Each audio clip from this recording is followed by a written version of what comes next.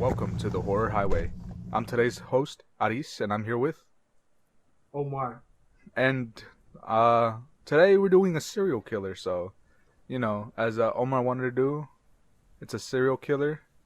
Little warning if you're not comfortable with stuff like that. The serial killer is a rapist, kidnapper, so, So there might be trigger some warning yeah for, some gore, indecent blood. language here.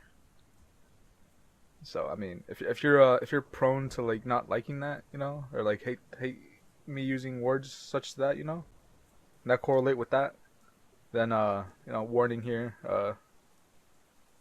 Warning's out. I hope you guys it's your guys' decision at this point, right? I gave y'all the warning. You If gave, y'all want you to stay, gave him like 9 already. yeah. Let's do another one. Warning. Okay. For this, it's a serial killer. Uh, so the serial killer I want to talk about is Randall Brent Woodfield. He is known as the I-5 killer or the I-5 Bandit. I'll also check out the YouTube, I guess TikTok, and our other podcast episodes if you're hearing this as well. Sorry I didn't mention that. And like I said, he's an American serial killer, rapist, kidnapper, and a robber. So all the crimes he committed were along the Interstate 5 corridor that runs through Washington, Oregon, and California. So think up top left United States besides Alaska. The West Coast. Top the left, United bro. States. Nah, I mean, it's mostly like north, Northwest. So the northwest top left, part of no. America. That's Alaska, bro. No. Top left, excluding I guess Alaska. technically you are right. Yeah. So before he was captured, the I-5 killer was suspected of multiple sexual assaults and murders, and he was only convicted for one murder, right? What? He was only when they sent him to jail, he was only convicted for one. Mm-hmm. But he was linked up to a total of 18, but is suspected of having killed up to 44 people. He was suspected of killing 44 people, although he was just convicted of one. How? So, I guess you'll tell us later, but I assume they eventually tried him for those crimes. No, because he's only suspected, because and he was linked to 18, but he only got convicted for one. Yeah. So if he's suspected, he can't really be there's no proof for those, right? So legally they can't really trial him. It kind of depends on how the police department fumbles the case. Well, I mean, we've learned throughout the episodes that police fumble a lot of cases. Well, it sounds like they did it. You had 18 suspected crimes, alleged 44, and only were convicted of one. Yeah. So, Yeah. the thing that surprised me about this serial killer was that he was actually drafted to the NFL to play for the Green Bay Packers. But hand egg. Hand egg. Yeah, because it's not football. Pigskin. They throw around the old hand egg pigskin. Actually, pigs lay those eggs and then they throw around. Yeah. Yeah, because that ain't football, It's not football. They don't use their feet besides running. I mean, they kick it. Yeah, that's from time to time. From time to time. So, but they take it into a goal. I'm gonna keep interrupting you because they do use their feet. Barely, bro. They run. Yeah, I mean they run. Yeah, I said they run. With the ball. I think they only. I don't know the rules. They kick it. Kickoffs and they punt it. It's technically kicking. Like after a touchdown, they could kick it into the. But it ain't football, bro. I think it's called the end zone. Something. It's just American sport that no one else plays. I mean, because they're too much of a pussies to play rugby, I mean, there's some countries out there that play football. I think Australia plays a bit of football. I'm not too sure. Yeah. I don't know. not much of a football fan, as you guys could tell. Me bass Connoisseur. mousing, yeah. Uh, but they let him go after a series of arrests for indecent exposures. The Packers did, you know.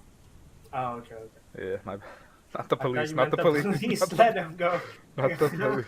What the fuck? Like, oh, dude, he's showing his cock. We gotta let him go.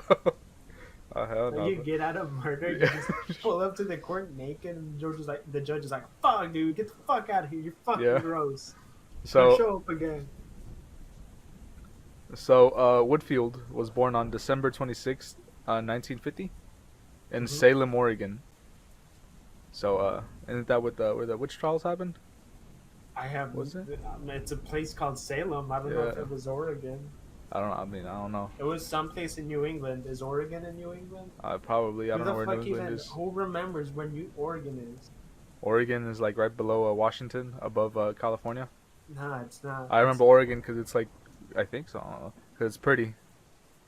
No one remembers Oregon. It's like that's like saying someone lives in Idaho, or that there's things that go What on the in fuck is Utah. Idaho, bro? It's one of those states that just I mean, technically, Skinwalker Ranch is in Utah. That's the only reason why it's memorable.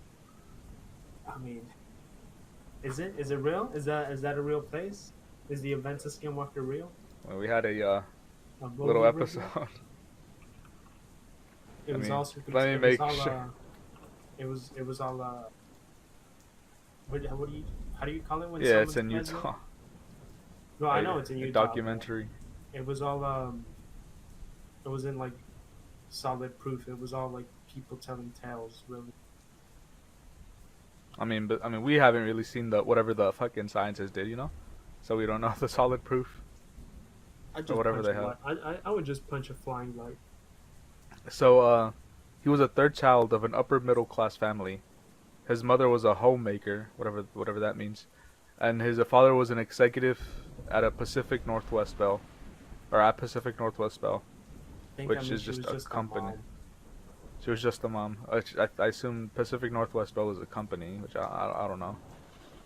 He has Sounds a. like a shipping company. I keep interrupting you. My bad. Are you gonna go? Or are you gonna say what As your I said, I think it's like it sounds like a shipping company, like freight, like shipping harbor. If it's called like Pacific Northwest, right? You said it was Northwest called. Bell? Yeah, Pacific Yeah, Northwest it's Bell. probably like a boat dock type So place. he has two older sisters. One of them became a doctor, and the other became an attorney. And his family was like all around well respected in their community. You know, Hmm. he was raised in Otter Rock, Oregon, and a small seaside town on the central Oregon coast, approximately 8 miles of Newport. He was popular among his peers, and he was the football star of his high school, which is Newport High School. Which makes sense. If he was drafted into the NFL, you got to be pretty good. Yeah, yeah. uh, I mean his childhood was pretty much like a normal child, you know. Like he peaked in high school as a football player. Is that what you're saying? No, I would say you peak once you join the NFL, and he fell down. Well, I don't know. I mean, I guess Perhaps. depending on himself, Perhaps. maybe he peaked at the NFL. Maybe he peaked as a I-5 killer, as the I-5 killer. I think that's rock bottom, person. I mean, it depends on him. I would say he peaked when he joined the NFL. Maybe, perhaps. We'll see. Yeah. So, he actually started exhibiting like dysfunctional behaviors, sexually dysfunctional behaviors during his junior high school. During junior high school, my bad. I don't know what's going with that. He exposed himself in public while in high school. He exposed himself to like a group of teenage girls on Yaquina Bay Bridge, and he was arrested for that exposure. Yeah, but his coaches at school helped him from being taken away from their team, I guess. Yeah. Yeah, because he would have been disciplined. He might have gone to like juvie or something for that, or gone to court for that crime. Yeah. So I'm sure the school was like, but we need him for hand egg. Really, he's really important for hand egg. Yeah. I'm pretty sure coaches if they win enough games, they get bonuses. So I assume that's why, you know. I have no clue. Maybe. They But get I they think get that's like a compensated more. college thing, and No, I'm maybe sure a it's high a school. it's a high school thing as well. I thought this was junior high. No, like he started doing that in junior high, Yeah. but like he kept going and did it in high school. So we're in high school. Kind of, yeah. So we're in where he peaked. No, I would say he peaked in NFL. Well, that's your opinion now, right? So I think- his like when like his parents found out about all these things he's doing, right? Yeah. They forced him to attend therapy because of it. So he went to therapy. Okay. Good. That's good. So he graduated high school. Okay. His criminal record was expunged, and he attended Treasure Valley Community College in Ontario, Oregon. He then later he transferred to Portland State University in Portland in 1970, Mm-hmm. and that's where he played for I assume the college's football team, which is known as the Portland State Vikings. The university. Yeah, university team. My bad. As a wide receiver, which I don't know what they do. So Receives a lot of balls, I mean, a lot of they're eggs. the guys that you know how you have the fences at the front line. You have receivers on the side, so the quarterback throws the ball. I And the don't know, wide bro. receiver is one of the people at the edge of the back of the line that will catch the ball. See, I don't know, bro. Run back again. All I know is you get ball, you run towards goal. I'm explaining it to you. That's all I right know now. of the game, bro. Jeez. You never played it in middle school or anything? Nah, What did you do? Did you just walk around the court? like track? during gym Physical education? in gym class. PE? I mean, we had inside class, bro. I played soccer. Play stick hockey. I played basketball. I never really liked football. I mean, like, but it's so simple. I feel like that's why a lot of people like it. It's really easy. You just get ball and you run, tackle people. Yeah, he's one of the people at the edge of the formation, but as at the back, so the quarterback can throw. But usually they're the ones that try to break through from the enemy's defense. Go around, flank them. So the offense tries to capture the defense within, like, you know. their Well, I line. know they like fucking like they push each other, and like if you managed the guy in the very back, if they see someone that managed to get through, they throw it at him usually. You know, or if he decides he runs. Jesus fucking Christ. What? It's just like you that sounded so wrong. Like it sounded like you had no idea what the fuck you were saying. Well, I mean, like they go like, oh, huh, and they throw the egg behind the guy. He either decides to throw it at the guy on the sides, or decides to run himself. Okay, so yeah, the guy he throws it to the side, but except imagine that guy's further away to the side would be the wide receiver. That's the guy that tries to break through their defense, like going around it. But obviously he can't go past the white line. Yes. Yeah, like in soccer, like you can't get the ball across the line outside They the do it line. all the time. They kick it out and then they get the other team. Well, I mean, yeah, but like you can't do it. Yeah, That's a you can't penalty to really, them, you know. You can't really work off that in American football. You I mean, kind of can, it's but not- it's more difficult. So, Teams, I I watched a bit of soccer as a kid. They fucking No. did that shit all the time. In Yeah, FIFA. they put it to the 'Cause side, it's but part that of the doesn't scrap. give them any advantage.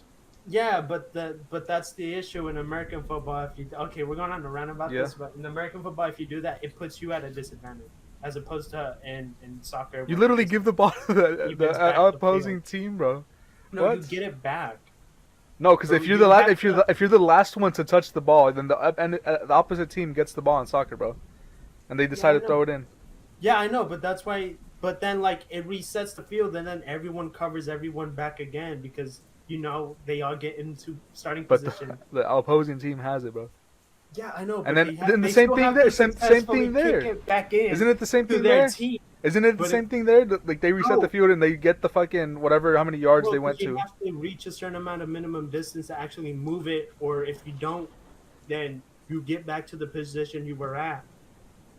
Except now you're more tired and everything, and then you only have like 2 more goes at it before the team gets the ball. The other team gets the ball. because they get closer, whatever the little lines on the field, like the yards, Yeah. and that's where they start the next play. Only if they go past it. Yeah, Yeah. let's get to the episode, bro, because I don't know how much we're in, and I'm sure it's not that long. yeah, all I know is the same thing in soccer. All I know is FaZe Clan sucks at CS:GO, right, or something. I don't know. And where was I? At Portland State, he was an active crusader for Christ in his campus. Based. Yeah, a Christian student, and lived in an apartment located in South Park blocks. Got him. No way. South Park Come blocks. on down to South Yeah, Park. Need some friends of mine? yeah. So Gary Hamblett would his football coach and then the campus, Mm-hmm. recalled that when he was with me, like this is a quote from him, right?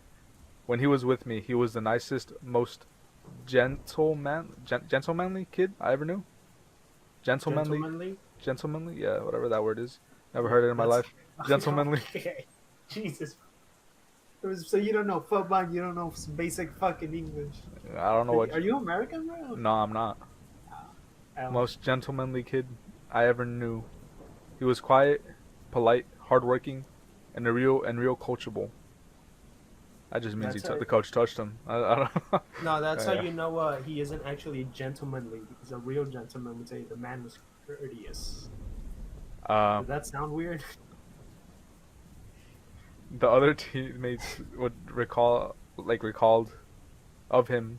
He was soft-spoken and kind of a loner. He didn't have a lot of friends, but they noted his athleticism. Oh, so he's a popular loner. He's a popular loner, bro. Cool. He was around a lot of people, but not a lot of people knew him. We did this joke already on some other. Yeah. So I mean, he pretty much thrived in college, right? He was living the life, Nah, it sounds like he peaked in high school. So, but he did get arrested for several petty crimes.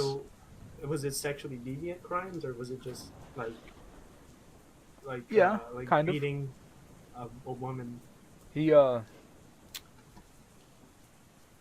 he was arrested several occasions for petty crimes, Mm-hmm. but his the football team actually covered it up to keep him on the football team, or like the whole thing. A lot. Yeah. Yeah. So until but like it got more, I guess, difficult for them to do it after he in 1970 he vandalized his ex-girlfriend's apartment. This was in 1970. Yeah. And then in 1972 he got arrested for public indecency in Vancouver, Washington. As just drinking in public, right? As drinking liquor out of in the streets without yeah, paper bags. and I mean I would assume it's also nudity in public or something. I don't know. I mean, wouldn't that be sexual assault? Okay, so public and yeah, well, indecent exposure. Yeah, it'd be indecent exposure, not what was this fucking public crime again? indecency. Public indecency. Okay. So I mean, but it varies from exposing to that, and To exposing people, or some to just themselves. being caught by the police. Yeah. Yeah, and then again, he was also arrested in 1973 for the same thing, but this time in Multnomah. I don't know how to say that. Fucking Was he still in college? Yeah. He was for how long? So 1970 was his first crime that they couldn't cover up, but now it's been 3 years and he's still in uni. Yeah. When did he start? Well, I never really. Was it 1970? I mean, he transferred over to that university in 1970. Yeah, which would mean if he wanted a bachelor's, he'd only have 2 years left. If he wanted a master's, it would be about 4. Which I don't even see why he would go for a master's if I assume he's coming in on a college football scholarship. He'd just go for a bachelor's in phys ed, health. So, Woodfield chose to drop out of college 3 semesters shy of graduating, with his bachelor's of science in physical education. Boom. Oh god, right on the fucking. Oh, I know college education. Haha, yeah. So yeah, he probably started in 1970. So the year he was in uni, he he already was committing crime of sexual Yeah, deviancy. hasn't gone to a killing yet. So I mean, Yeah, but I so mean, rest assured, the stresses of university probably didn't help him with yeah. his. So Oh, while he dropped out, he was also selected as the wide receiver in the 1974 NFL draft by the Green Bay Packers. He was it was in the 17th round. I don't know how they choose, but he was the 428th pick, and he tried to establish himself with the coach and general manager, Dan Devines. no good. I But yeah, I don't know. I played it as a kid. I never watched.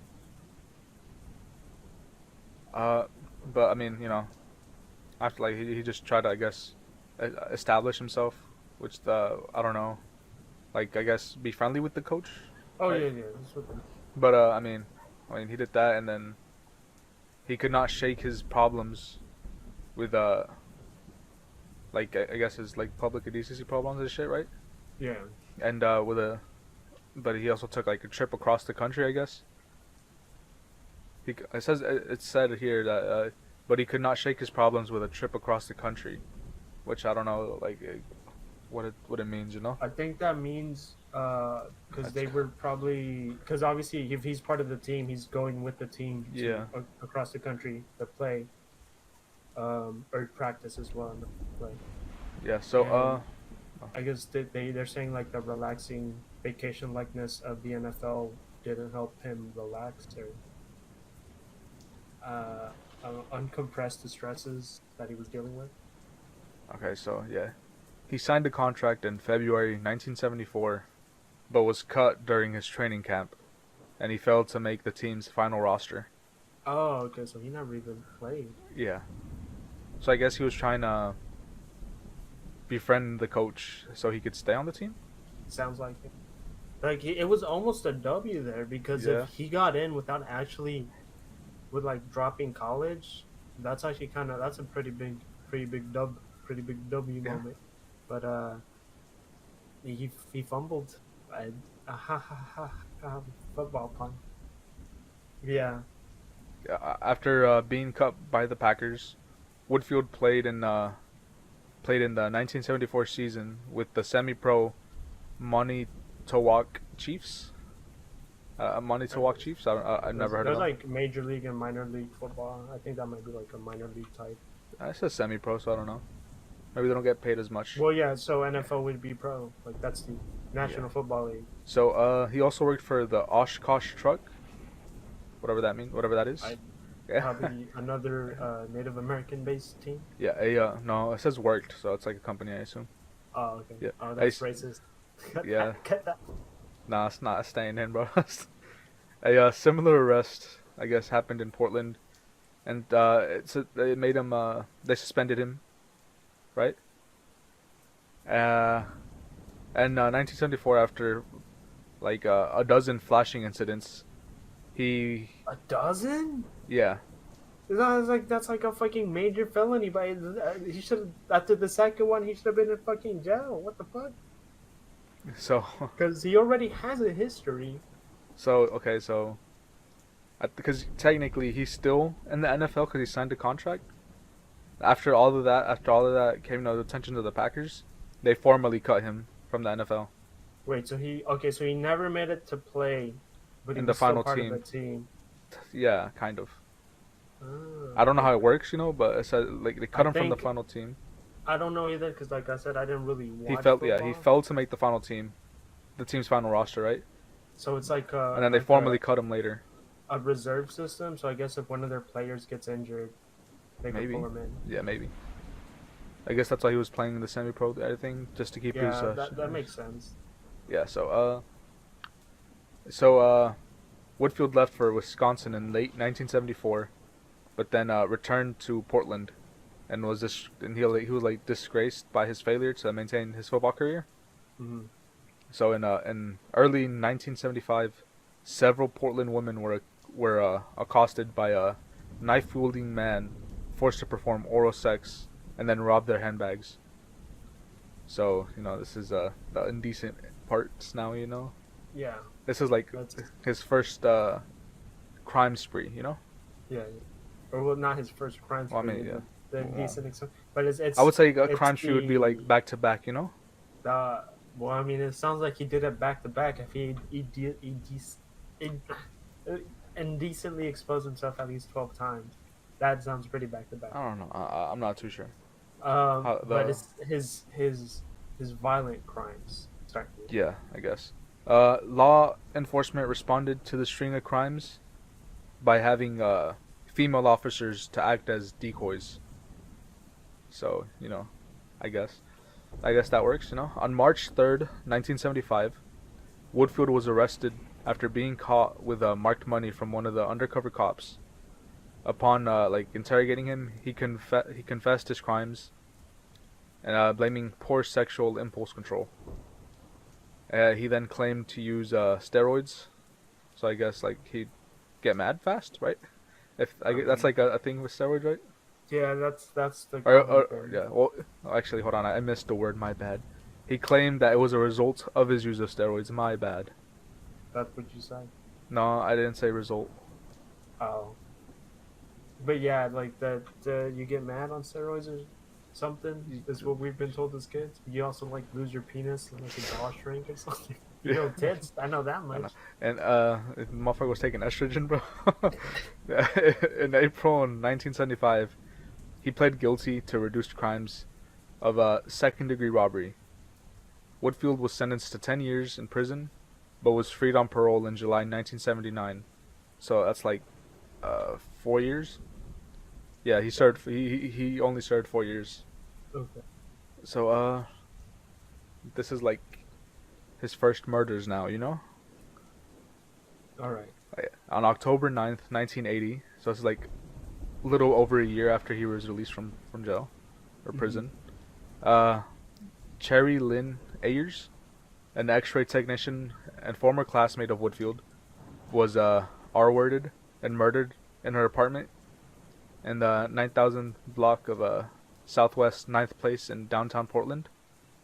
Okay. You understand when I said R-word, right? Yeah. Yeah, okay. Yeah.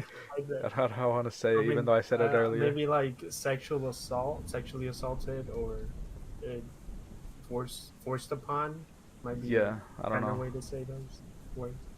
Her body was discovered on October 11th by her fiance. She had Ooh. been bludgeoned, stabbed repeatedly in the neck. Ayers, a University of Oregon graduate, had known Woodfield since second grade. So I mean, this is like I guess childhood friend that he just killed. Or somewhat an acquaintance, childhood I acquaintance. guess yeah, Good childhood. enough, right? And they attended the same schools in Newport. So I mean, like they known each other since kids. I guess known Yeah. of each other since kid. He was a popular loner, so I don't know if they were like friends. He was known across all groups, but like he stayed by himself. Yeah, yeah, yeah. Uh, what are you? I'm But sorry. I don't know what else to say besides yeah. I all I gotta say is that must have been horrible for the fucking fiance to walk in on that. That Yeah. definitely sounds heartbreaking and shit.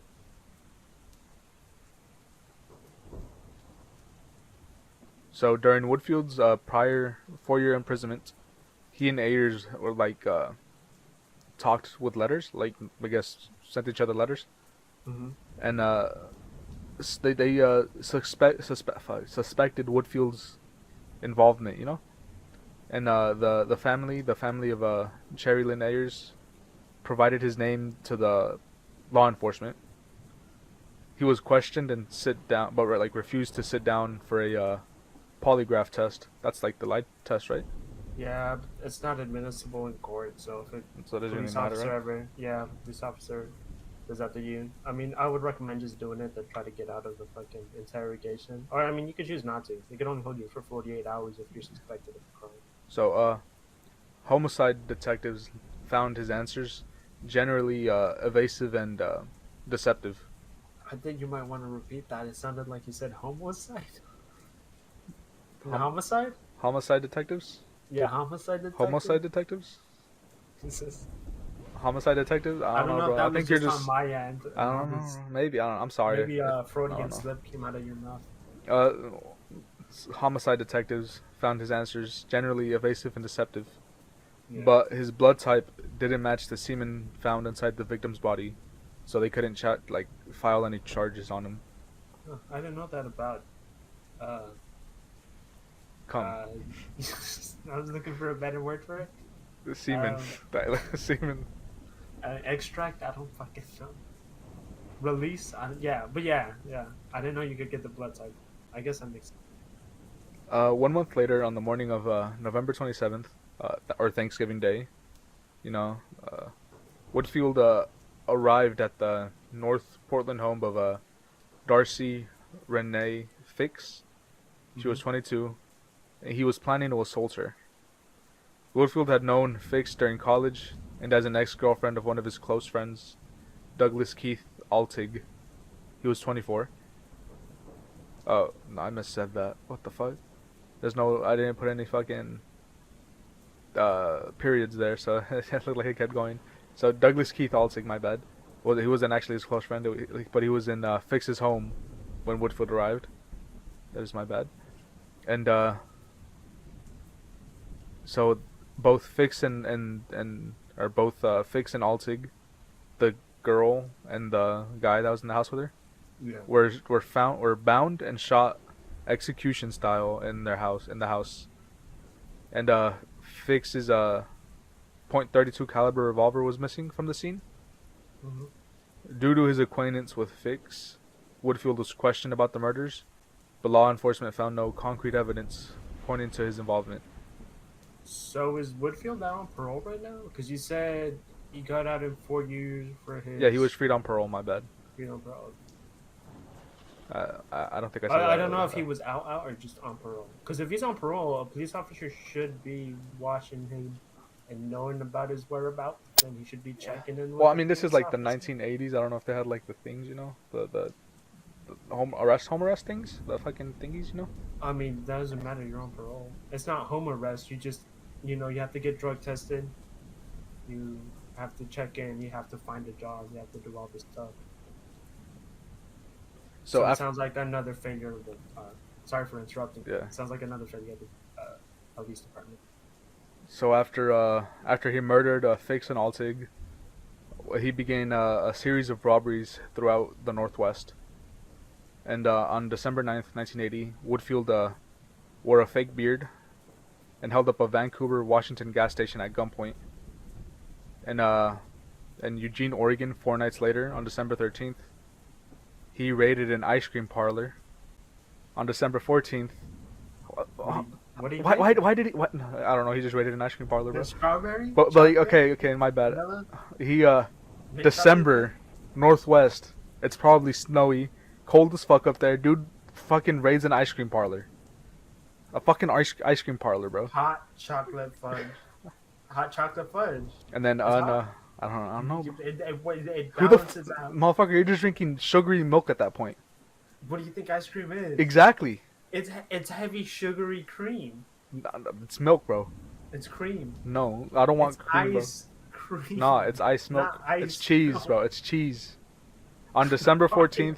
Did you think ice cream was It's like? it's literally. Well, it's milk part and yes. cream, Yes. but it's more cream than milk. No. Because it's ice cream. No, that's why you use it when you're fucking like eating super hot stuff. You get it for the milk properties. You get it because milk kills the taste. It doesn't kill the taste buds. It just erases the flavor of taste buds. Exactly. It doesn't make it cold. It just removes It's not the for spicy making it chemical. cold. Ice cream is just cold because it's ice cream, bro. It's just use it for the milk properties. What the fuck are you? Whatever. I don't know what the Or whatever. fuck you're talking about. Just like how you use cheese for that as well, or milk. What are you Regular old milk. What the fuck are you talking about? You never. Why are you drinking old milk? You're not drinking old milk. Who the fuck is drinking old milk? You! Apparently you! To get rid of spicy shit. You drink milk, or you eat cheese, or you fucking get ice cream when you're spicy. When you're eating too many spicy things. And you don't want the spice in your mouth anymore. So on December 14th, he robbed a drive-in restaurant in Albany, and in one of these robberies, he actually, or it appeared to be wearing a band-aid or like athletic tape across his nose bridge. You know how they have the little nose thingies, I thought that the was football paint. players? I always He's thought that was wearing like one of face those. paint That's like a band-aid or like tape. they're called nasal strips. Yeah, they were called nasal strips. Or they're called nasal strips. On December 21st, again he's wearing a fake beard again, right? Mm-hmm. He accosted a waitress in Seattle, trapping her in the restaurant or in a restaurant bathroom, forcing her at gunpoint to give him a hand job. And then on by January in 1981, law enforcement dubbed him the I-5 Bandit, given his apparent preference for committing crimes along the Interstate 5 corridor. I that why does that sound like who else was it? I Bandit? There was like another guy that Yeah, I know. That's why I chose him because it sounds so street, familiar. I keep getting the confused. I-70, I-70. the I think it was her Ballmaster, Ballmeister, Yeah, the Ballmeister. the Ballmaster. Uh, so on January 8th, he held up the same Vancouver gas station he had robbed in December. This time, he forced the female attendant to expose her breasts, and then he emptied out every cash register. 3 days later, on January 11th, he robbed a market in Eugene, a fucking a town called Eugene, Oh bro. no, not Eugene. It's like a town called Eugene. I feel like that's probably really common in the Yeah. United States. The next day, in January 12th, he shot and wounded a female grocery clerk in a store in Sutherland, Oregon. Then on January 14th, a man matching the description of the I-5 Bandit and wearing a false beard invaded a home occupied by two sisters, aged aged 8 and 10. My bad. So this guy's a pedophile too. I'm sorry, I'm still stuck on Eugene. I was listening to everything you said, but shout out to Humphrey. If there's any towns named Humphrey, Uh, you know. he forced the girls to undress, sexually assaulted them. So he's a pedophile too. Oh yeah, this was a bad time for this. Yeah, that's why I didn't indulge you. 4 years later, in Salem, a man matching the same description entered an office building, sexually abused two women, Sherry Hull and Beth Wilmot, after which he killed Hull and wounded Wilmot, leaving her for dead. On January 26 and 29, he traveled to southern Oregon, committed robberies in Eugene, Medford, and Grants Pass. And then in the latter Hey, shout out the Humphrey, the town. I feel like this was a good time. Because you mentioned Eugene again. yeah, in the latter location, two females, a clerk and a customer, were sexually assaulted by the robber. Why do you keep doing that after I do my bit? Why do you keep? So it's not a funny bit. Okay. It's a pretty funny bit. No one's named Humphrey anymore. It's not, bro. Yeah, that's a horrible thing he did. Honestly, it's a Yes. god awful. He how did he get away with it for so long? I mean, I'm sure his patrol's probably over by now because we're like 5 years past Maybe. everything. So But he was already a suspect in like two of the things that happened beginning like ones, yeah. early. So he actually committed 3 more sexual assaults on February 12th, in Vancouver, Olympia, and Bellevue, Washington. Mm-hmm. And then the I-5 Bandit struck again in Eugene on the 18th and 21st of February, with another sexual assault in Corvallis. I don't know how to say it. On February 25th. But then the police were on his trail after his former girlfriend, Julie Reitz, was found dead at her home in Beaverton, Oregon. I think that was on February 15th.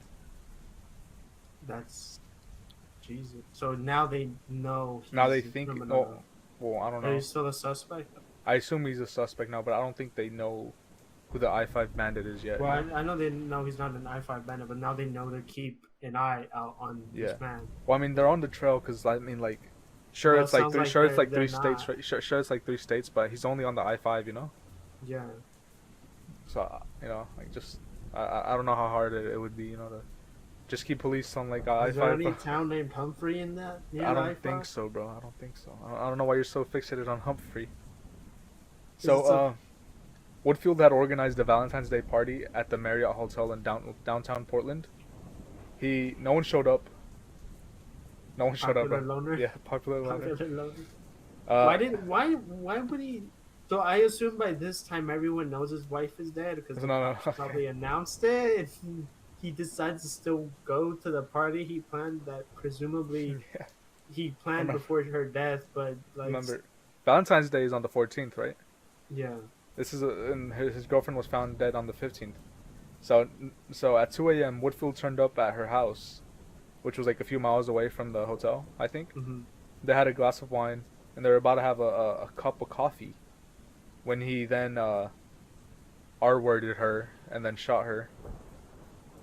You could have said force No. himself. It Uh, sounds far more elegant. Her mother found. R-worded. I don't think anything you It say just of that sounds. sounds elegant, bro. It doesn't sound elegant, but it just sounds. Her It mother doesn't. It's, found her body at the bottom of the stairs at 8:30 a.m. And then Woodfield he started working as a bouncer at the Fawcett Tavern in Rayleigh Hills, where he Wait. met. he's is he not a suspect in the murder of his own girlfriend? Well, I mean, it's been like a year or two after like he killed the other two people he was acquainted with. Yeah. So I mean, I don't know. I mean, they probably dated like in high school. I don't know. College, they probably don't have much fucking contact before then. He might be. I don't know. He I might don't know. have I been. just find I'm it not weird sure. that he managed to get a job. It's been a year since he attacked his girlfriend on Valentine's But like they Day, don't. What? right? No. Am I lost or something? You're I lost. feel like I'm lost. So it's been like a year or two since he attacked the other two people that he was somewhat acquainted with, or since he killed the other people he was somewhat acquainted with. His childhood acquaintance, and Yeah, then that the was ex the girl girlfriend. he knew from second grade, Yeah, and the ex girlfriend of one of his close friends yeah, okay, yeah. from like college or high school or something. That was like a couple years after this, or like a year or two. Okay, so so you didn't give me a time frame I until did. now. The fuck? I Don't thought I've been this was- saying the dates and years. What the fuck do you mean? I haven't been saying the time You frame. can't keep track of every single fucking date, but I thought this was going on for longer. I thought like 5 years had passed since he got out of fucking Yeah, it did. jail. It did. Yeah. Well, Oh. I mean, he got out like fucking the 9th, the 79, right? Yeah. He got out at 1979. I'm pretty sure. Yeah. It's right now. It's 1981. 3 years that time. Yeah. And I many fucking okay. So he began working as a bouncer at the Fawcett Tavern in Rayleigh Hills, where he let this 18-year-old with a fake ID enter. He was then fired from the bar, and then his colleague Chuck Heath later said he let fuck what the fuck am I saying, bro? Now you made me fucking like mad kind of. You just threw too many dates to actually keep an accurate timeline. No, you just got lost. I kept saying the dates, bro. Yeah, but you 3 years, bro. You should have just said like the time. Randy and then, was like, fired 3 from months later. Randy was fired from his bar. Said his colleague Chuck Heath. Later his thing was young girls. He was also bringing underage girls into his place. Then he asked me to go with him to small claims court and lie. I realized he was kind of weird. Oh, so this is all from the perspective of the. Chuck Heath. I was about to say, I'm like, wasn't he already into young girls? You mentioned earlier. Yeah, he was a then, pedophile. okay.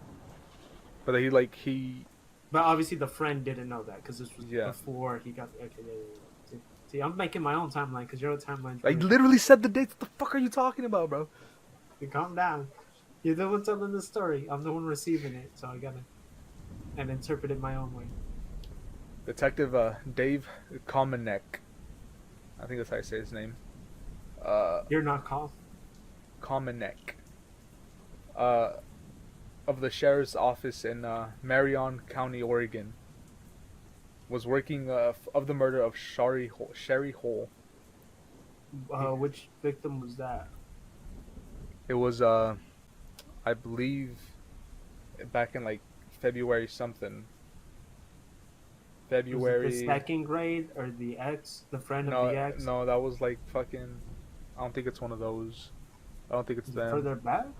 No, that's No, like those were his closer. first violent crimes, right? Let me go back and see. No, the first one was Sherry Lynn Ayers, which was second grade, Mm. and the second one was Darcy. The second one was Renee Fakes and Douglas Keith Altig. This one was her. What the fuck was her name again? Mary or Shari, which was in February. I think that he killed her in February. Let me go back. Gotta keep going back. Uh,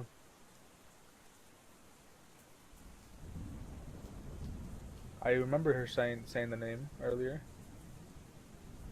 Well, either way, he was busy because he was also like doing random sexual crimes on the I-5 as well as these murders. Yes. Dude, now I gotta find her, bro. Fucking piece of shit. Piece of shit. You fucking You need to little make a bitch. better Little bitch. timeline. No, it was in January. Okay. January 18th, I think it was. Yeah, a man matching. Yeah, because January 14th he entered the home of the underage women, girls, not women. The two, yeah. And then 4 days later he killed her, he killed her, with another person. Uh, so I assume this is now. You could say this is from January 18th up until February 25th, January 1981 or 1981. Yeah, okay. The years what matters more to me because and I've been saying them. easier to Yeah, remember. I've been saying them. Yeah, but in front of all the dates, like you'll be like Yeah, December. that's how dates blah, work. blah, Yeah. blah, blah, blah, blah.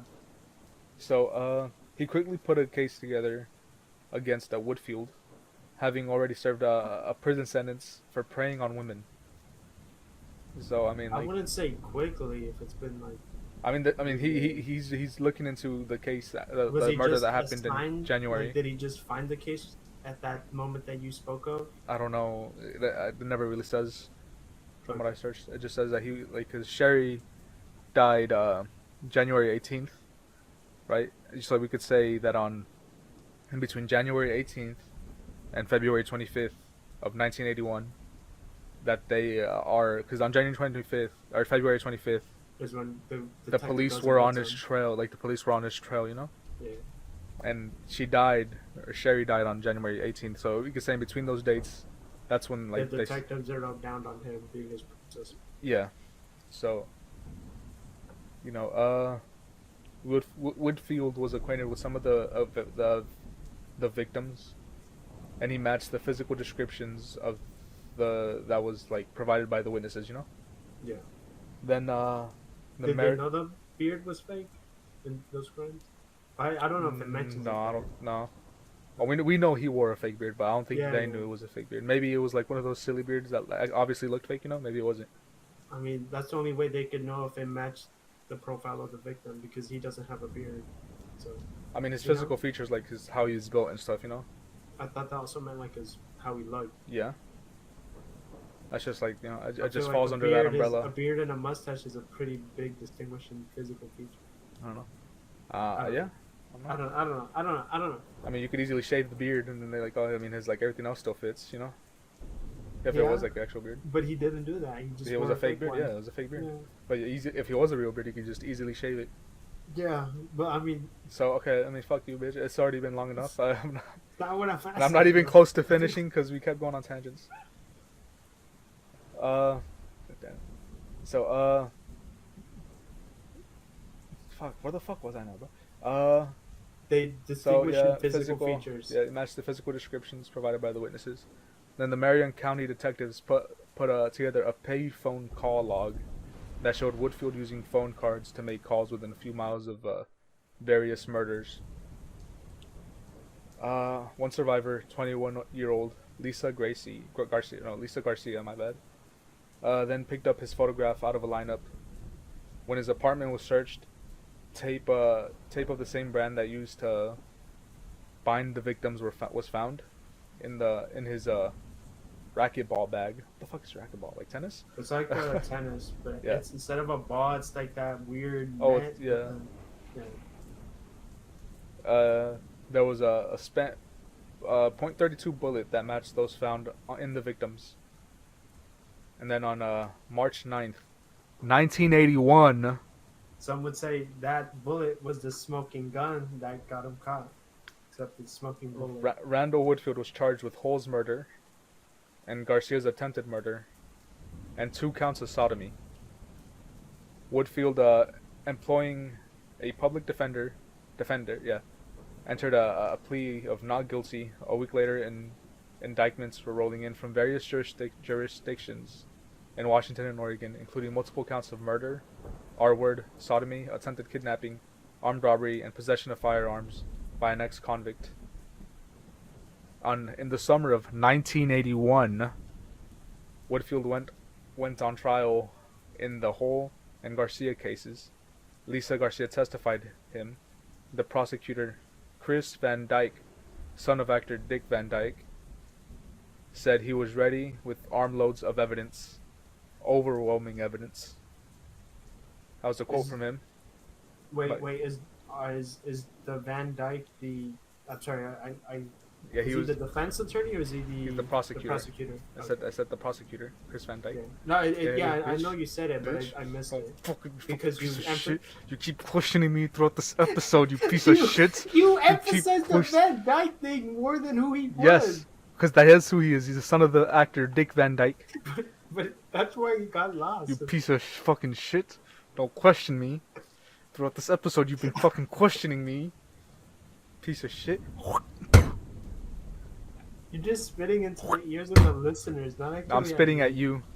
Yeah, but I'm spitting at you. You're doing it directly into the mic. Quote by the prosecutor, Chris Van Dyke.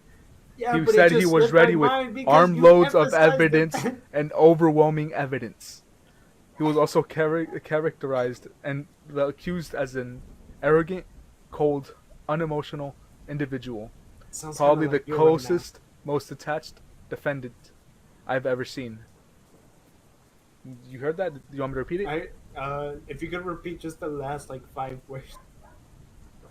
I'll just repeat the whole quote again. He was also characterized, the accused, as an arrogant, cold, unemotional individual. Probably the coldest, most attached defendant I've ever seen. Thank you. The flimsy defense alleged mistaken identity, even suggested that Garcia had identified Woodfield because she had been hypnotized by the detective. Woodfield eventually took the stand. He spoke softly, standing with his arm crossed. Crime writer Ann Rule. Then a reporter said, wait, what the fuck? God damn it, now I'm lost again. Crime writer Ann Rule. Then a reporter said, Randall Woodfield had been touted in the media as a massively muscled professional athlete. The man in person seemed strangely diminished, not a Superman after all. He looked, if anything, humbled, a predatory creature brought down and caged in mid-rampage. That was a quote by Ann Rule, in the newspaper or whatever she's in. Who the She was fuck in. thinks football players are Superman? They're Sure, athletic, no doubt, apparently, yeah. and they're amazing, but not all of them are the peak of physique. It's more Olympian. I mean, some of them are really fat, but I think those are mostly defense, right? The defense, yeah. Well, it's not fat; it's that muscle under the. Yeah. The fat's over the muscle, but yeah. Okay. In court, he admitted having owned a .32 pistol, but said that he had learned that as a parole, it was a violation to own a firearm. He threw the gun in the river on June. He threw a gun in the river. Fucking dogs, bro. On June 26, 1981, 1981 again, 1981 again, the jury took just 3.5 hours to find him guilty on all counts. He was sentenced to life in prison plus 90 years. That December, he was given another 35 years when a jury in Benson County, Oregon, convicted him of sodomy and weapon charges tied to another attack in a restaurant toilet. I'm pretty sure I mentioned that attack earlier. Yeah. Or an attack in That a was restaurant. the one where he cornered Gunpoint. her. Yeah. Yeah. I Question, don't know. I don't know if in the article it mentions, but was it a concurrent sentence or was it consecutive? Let me see. If it doesn't say, I It don't doesn't want to say, fucking. yeah. Okay. Because I'm sure when you get convicted by another county, you gotta transfer him over to that county. So after he serves this, he's gotta go over there and serve 35 years, right? Consecutive. Technically, I assume that's how. I'm pretty sure that's how it works. From what we remember from criminology. As it seemed You unlike. think I was gonna make a joke about you think he got out after 90 years. It's not that funny.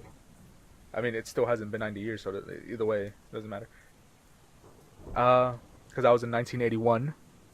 What year are we in? It's been 40 years, okay? 40 years. It still hasn't been 90. Are you so mad? Because Why you've are been you so fucking. mad? I've been trying to get through this episode, and you've been fucking questioning me throughout the whole thing, bro. Continue. It seemed unlikely that he would ever be released. There was a little point in pursuing further prosecutions. He admitted nothing. However, DNA evidence later linked him to murders of Fix, Jarvis, Ekyard, Altig, and Reitz. We didn't talk about Jarvis or Ekyard, but we did talk about the rest. An officer following the I-5 case listed other victims. 21-year-old Sylvia Durante, I don't know if she's Hispanic or not, that had been strangled in Seattle and dumped beside the highway on December 1979. This is just like past crimes I guess he was linked to, 3 years before the current. I mean, that was like Not after the current, parole. but That's like the year he got on parole. yeah, but it's the point you're at is 1981, so Yeah. 1979 was 3 years before. Yeah. He got freed on July 1979. Okay. Yeah. So 3 years later, or 3 months later, my bad. 19-year-old Marsha Weeder and the 18-year-old Kathy Allen had vanished while hitchhiking along the I-5. The corpses were found in May after the eruption of Mount St. Helens volcano nearby. Wait, question. So they disappeared in June 1979, right? Yeah. So So they they- were found 1980 May, because Yeah, because the volcano erupted or something. I don't know how they found them. I guess Well, they I were mean- thrown up by the volcano. I don't know. no, I'm sure people went in like to search for people that maybe went missing and they found the bodies or something. Maybe. At least 4 other women had died around Huntington Beach, California. While Woodfield was sunning himself in the area. What the fuck is that? I guess just like tanning. I guess just different word. I don't know. Sunning. I don't know. They were all killed in his trademark style. So they interviewed him in connection to the unsolved crimes in July in 2005 by cold case supervisor Paul Weathery. He said, "I remember that his hair was perfect, feathered and combed. He had a perfectly even tan, nails manicured. He was very charismatic, which makes sense because he would lure victims and get them to let their guard down." That was the quote by the guy. Did he lure victims? It kind of sounded like he pulled up on them with I mean, a some gun. of them. His ex-girlfriend. Kind of like, "Hey, let me in." It was Valentine's Day, or it was Valentine's Day, but it was a 2 a.m. thing. I wouldn't say you had to be charismatic to get with your girl on Valentine's Ex-girl. Day. Ex-girl. I mean, I don't know. So That's So the Right. Paul Weathery found common ground with Woodfield because Woodfield learned that Weathery's son was a high school football star in Portland as well. And then he went to play for the Air Force. There's sports in the Air Force? they have a team. Do they? Yeah, That's the weird, bro. Navy, the Army, and the Air Force have a fucking I did not NFL know team. that. Do they? Yeah, I What the only know fuck? this because they. I don't know if they've ever actually played in the league, but I remember in the NFL games that you could play as them, I and did then not it's know. all like veteran type of. That's pretty cool, I guess. He loved talking about sports, said Weathery. His uh, his high school career playing in college, or his high school career playing in college, and his time with Green Bay. And then, according to Ann Rule, Woodfield even kept his wallet a carbon copy of the airline tickets the Packers sent him back in 1974. And then there's I mean, we pretty much finished through everything. There's just like other people talking about him now. Mhm. I don't know if you want me to keep saying stuff. I mean, you're the one that said I was making it like too Yeah, long, but we're already here, and it's only been already like what, done. 2 minutes since from you got mad at me that make it said Yeah, making it too it's long. been like 5. Well, now it's just like people talking about him.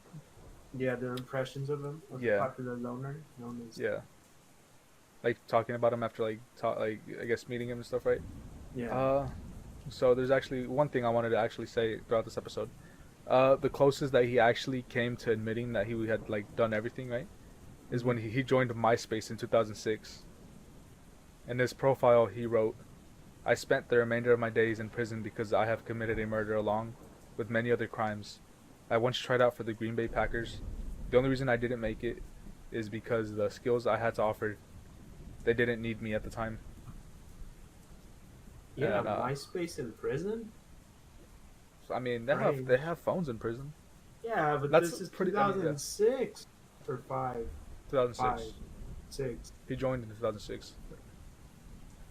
So I mean, this guy's I mean, How do you from the even know looks, MySpace was a thing? I knew MySpace was a thing, bro. Yeah, but he's in prison. Yeah, I don't know.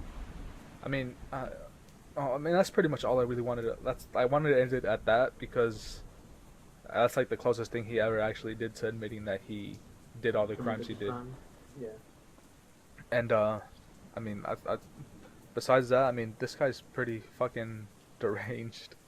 Okay, but imagine going to court, right? Yeah. And your defense lawyer is claiming that the police hypnotized the victims to a crime.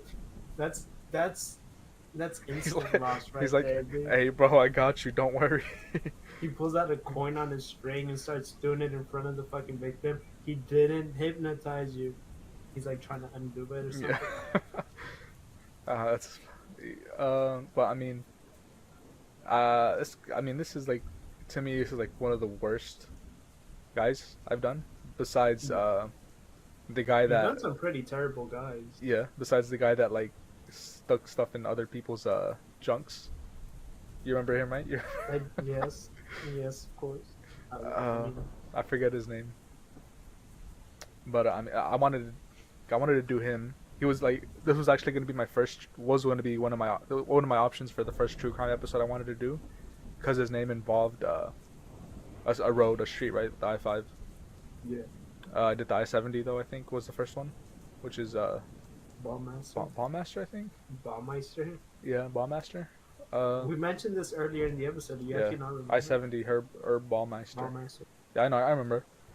But he was like it was between him, Herb Ballmeister, and Randall Woodfield to be my first episode for true crime. But I went with Herb Ballmeister. I mean, I really don't like this guy. I Right? get it. Yeah. Yeah. I mean, I'm sure he did like horrible things to like over the age women, but mostly because he's a pedophile as well, you know? I mean, I get you. It's disgusting. Like, Yeah. there's no getting around it. He's just a horrible piece of shit. See, I wouldn't be fine, but I mean, if it was just like, I guess 18 plus people, it'd be, I would, I don't know how to word this without sounding terrible. You're just more disgusted because Yeah, the act of a minor being violated is a far more yeah, hurting thing, I would say. yeah, something along those lines. And I mean, Yeah. that's pretty much it with this episode. I mean, her ballmaster, or not her ballmaster, fucking Randall Woodfield. He was actually the first guy that I think we did that isn't actually gay, or serial killer that isn't actually gay I've or done a closeted, couple that were. I honestly, I'm starting to or struggle to bi. remember because I Or, think we're on episode like 13 now. and this has been Aris, and I'm here with or Aris, and I'm here with Humphrey. Humphrey. And check out the YouTube, check out the TikTok, check out the other episodes. Tell your friends about it, or I mean, if you want, if they're into like horror stuff, true crime stuff. True crime. Uh, and have a good day. Peace. Bye.